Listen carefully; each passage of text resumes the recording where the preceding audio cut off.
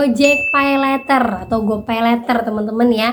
Nah, GoPay Later ini terkonfirmasi paling rajin DC lapangannya. Halo, assalamualaikum warahmatullahi wabarakatuh. Apa kabar teman-teman semuanya? Semoga semua dalam keadaan sehat walafiat ya. Diberikan kelancaran puasanya untuk hari ini bagi yang menjalankan, dan diberikan kesehatan bagi kalian yang sedang bekerja pada hari ini. Amin amin ya rabbal alamin. Oke teman-teman, kali ini saya akan membahas tentang deretan pay later yang ada DC lapangannya. Dan hutang pay later sekarang sudah mencapai puluhan triliun. Wow, kita akan bahas secara detail, tapi sebelumnya saya harapkan kalian semua sudah subscribe channel ini agar channel ini terus berkembang dan dapat memberikan informasi terbaik buat kalian. Oke teman-teman, ini dia buat kalian.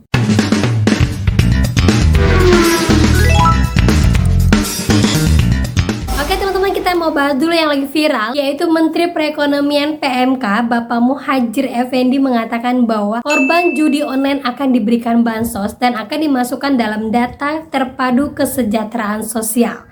Wow, kok bisa ya harus korban dari judi online yang mendapatkan bansos, sementara bagi para korban-korban untuk penipuan pinjol-pinjol kemana yang selama ini selalu diadukan, pengaduannya sampai ribuan. Bahkan kemarin pimpinan OJK sampai menggelar rapat bahwa dari setengah pengaduan itu semuanya isinya tentang penipuan dan pengaduan tentang DC yang menagih secara semena-mena.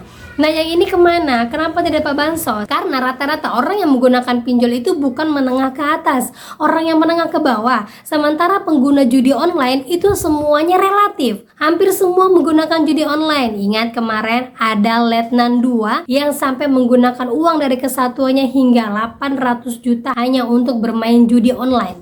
Terlebih-lebih lagi di daerah Cianjur ada seorang ibu rumah tangga yang kecanduan main judi online sampai menghabiskan uang sebanyak 1 miliar.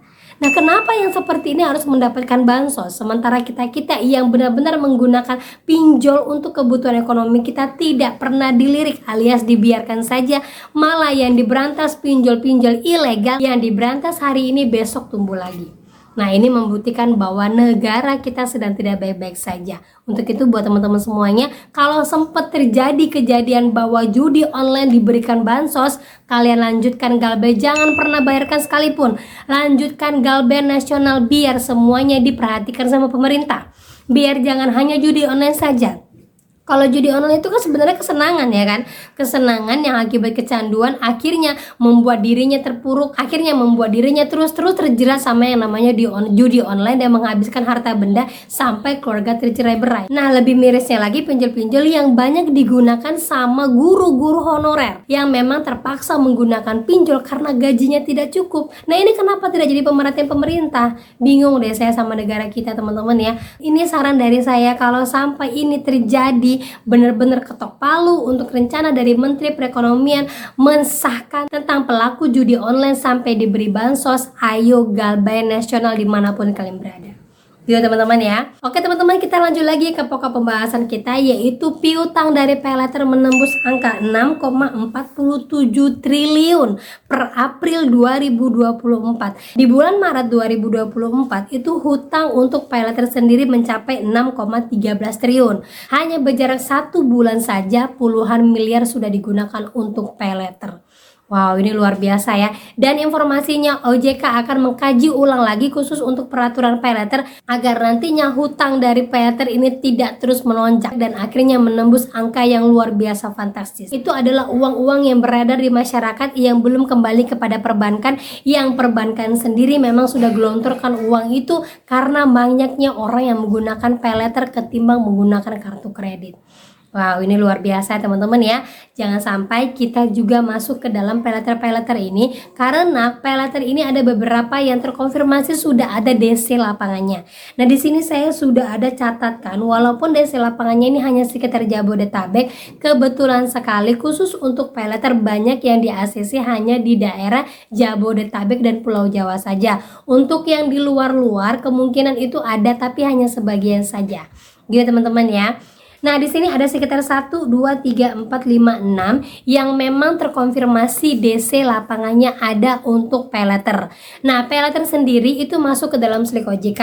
Paylater itu bukanlah P2P lending. Paylater ini di bawah naungan langsung dari perbankan, sama kayak KTA, kredit tanpa agunan ya. Jadi paylater ini adalah produk-produk perbankan yang memang dikeluarkan khusus untuk pengganti dari kartu kredit yang berbentuk card. Nah, walaupun sekarang sudah ada kartu kredit yang online, tapi paylater ini lebih dulu ketimbang dari kartu kredit online tadi itu, ya. Oke, kita lanjut saja teman-teman ya.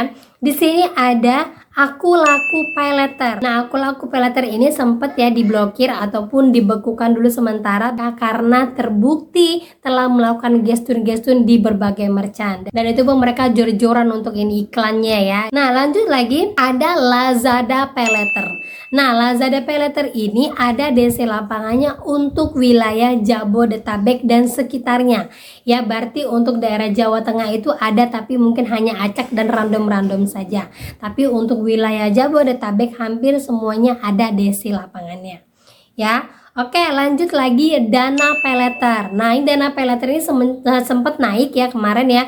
Banyak sekali orang yang mencoba paylater ini banyak yang gagal. Akhirnya coba ke dana paylater, banyak sekali yang ACC. Sekarang dana paylater sudah ada DC lapangannya untuk di daerah Jabodetabek dan sekitarnya sampai ke Banten. Kalau ada yang bertanya bagaimana dengan Lampung, Mbak? Bagaimana dengan wilayah Sumatera? Sejauh ini belum ada, belum terlalu banyak ya, masih banyak di seputaran wilayah Jabodetabek saja ya.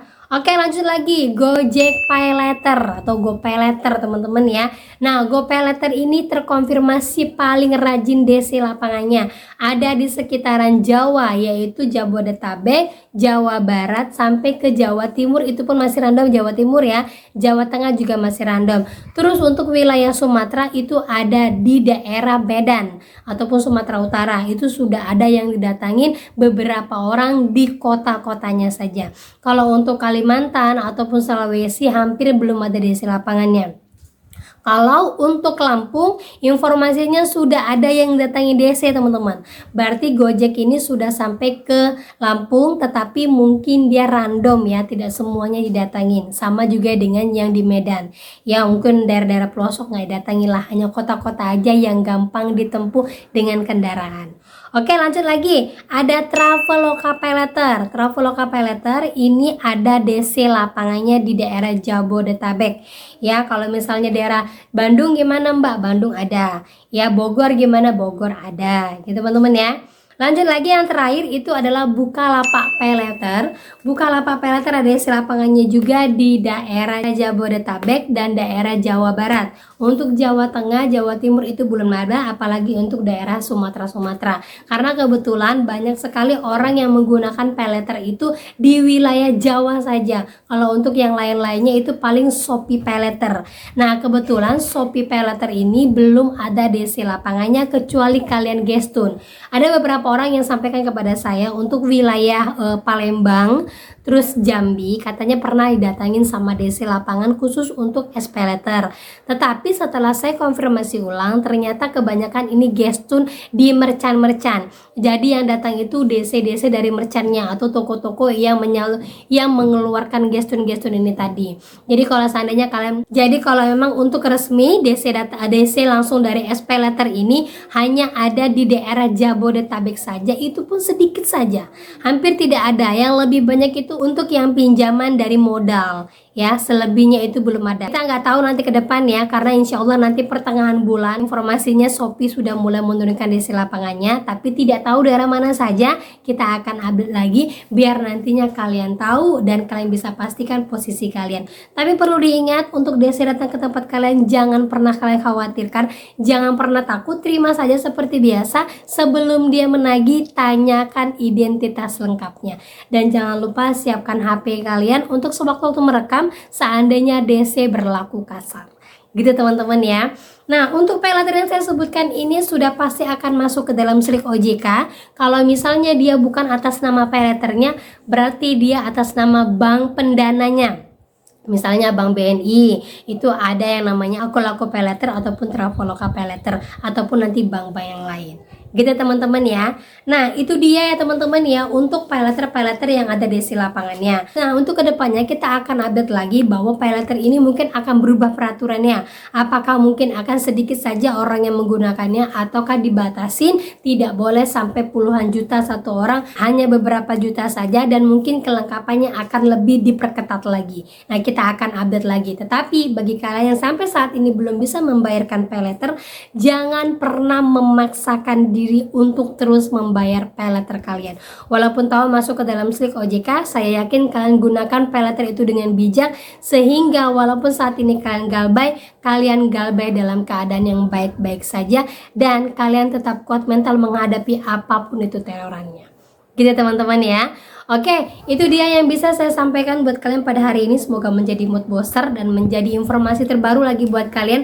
Kalau yang mau lanjut galbay aja terus sampai kalian benar-benar bisa memperbaiki ekonomi kalian.